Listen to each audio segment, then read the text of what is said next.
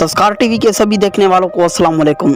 आप सभी जानते हैं कि आज जहां पूरी दुनिया में इस्लाम दुश्मन ममालिक की जानिब से इस्लाम के खिलाफ साजिशें की जा रही हैं, वहीं उन साजिशों को नाकाम और इस्लाम के मुतालिक हक़ाइक़ को तारीख़ के औराक से छानबीन कर आपके सामने लाने में तस्कार टीवी सरे फरासत है।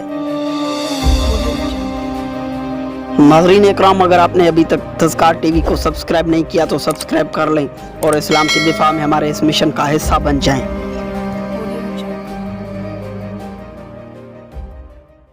हज़रत मोहम्मद सल्लल्लाहु अलैहि वसल्लम के दौर में दुनिया के दीगर खित्तों में क्या हो रहा था।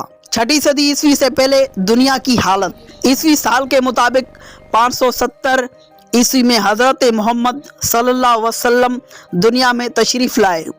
फ़तेह मक्का जो 20 रमज़ान सन 8 हिजरी बमुताबिक 10 जनवरी सन 630 ईस्वी को पेश आया। ये 6ठी सदी ईस्वी है। इस वक्त दुनिया में 4 बड़े मज़ाहिब हैं, 1 यहूदियत, 2 ईसाइयत, 3 मजूसियत और 4 हिंदू मत। और हुकूमतें 4 से 5 किस्म की हैं, 1 रोमन एम्पायर, 2 ईरानी सल्तनत, 3 बरसगीर की हुकूमतें और 4 अरब का कबायली सिस्टम और कैसर रूम की हुकूमत। ये सभी मज़ाहिब और हुकूमतें उस दौर की हुकूमतें दुनिया में अमन व अमान कायम करने और असलाह आलम में बुरी तरह नाकाम थीं। यहूदियों की मजहबी और सियासी हालत। आसमानी मज़ाहिब में उस वक्त सबसे कदीम मज़हब यहूद का है। यहूद के हालत उस वक्त कैसे थे? उनमें अकीदा तौहीद कायम नहीं रह सका, क्योंकि हज़रत उज़ैर अलैहिस्सलाम को अल अमान वल हफीज़ अल्लाह ताला का बेटा कहने वाले पैदा हो गए। तौरात में तहरीफ हो चुकी थी। मूसा अलैहिस्सलाम की शरीयत का असल चेहरा मसख होकर रह गया है। उनकी नमाज में रकू और सजदा था, लेकिन उन लोगों ने नमाज से सजदा निकाल दिया है और भी हर इबादत में अपनी तरफ से कमी कर रखी है। सूद यहूदियों के मज़हब में हराम है, लेकिन अब वो सूद को हराम नहीं कहते। रजम की सज़ा उनके मज़हब में है, लेकिन ये छुपाते हैं। बस अब यहूदियत चंद रसूमात का नाम रह गई है। यहूदियत एक नस्ली मज़हब बनकर रह गया है। ये लोग किसी गैर यहूदी को अपने मज़हब की तबलीग नहीं करते।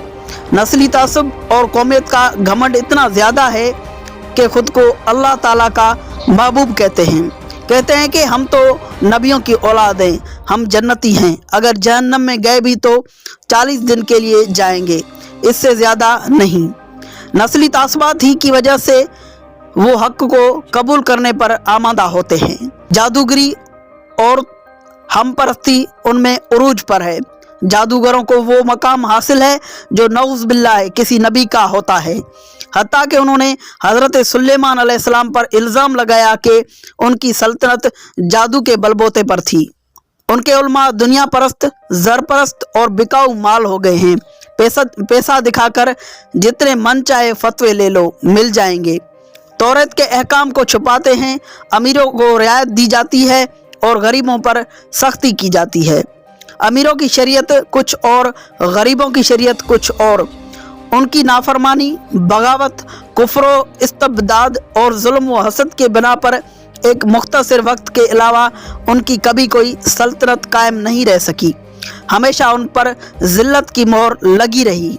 मुख्तलिफ वक्तों में बादशाहों के मजालिम से बचने के लिए उन्होंने मुख्तलिफ इलाकों में हिजरत की, जिनमें से कुछ कबाइल जैसे बनु नज़ीर, बनु कीना, बनु कुरैज़ा, मदीना मुनव्वरा, फदक और खैबर के मकाम पर आबाद हो गए और तिजारत व ज़राअत के पेशों से वाबस्ता हो गए। तो दोस्तों, ये थी 6ठी सदी की दुनिया के कुछ हालात।